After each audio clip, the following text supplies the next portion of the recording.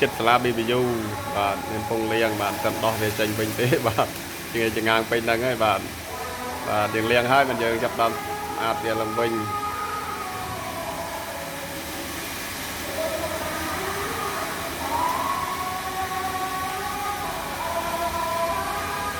ស្តែនបាទស្តែនស្តុបទឹកសតបាទអានេះយើងច្រកម្ដង2យួរបាទច្រកទឹកសតម្ដង2យួរអានេះយើងលៀងបាទលៀងម្ដង24ដបបាទលៀង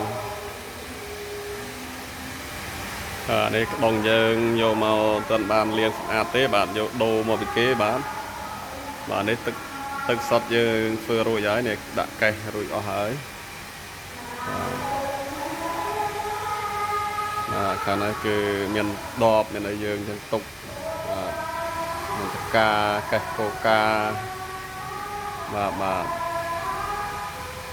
នេះទឹកសុទ្ធធ្វើរួចហើយបានដាក់ជោគកេះហើយនេះដងដបដូរមកពីគេអត់ទាន់បានលាងសម្អាតទេបាទ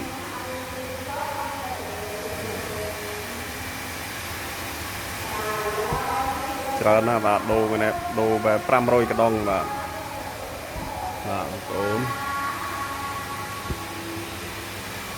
បងប្អូនចាប់អារម្មណ៍ធ្វើទឹកសុទ្ធអីអាចអ្នកតំណងមកខាងខ្ញុំបានបាទខ្ញុំតម្លើង25ខេត្តក្រុងបាទព្រីសេវាតម្លើង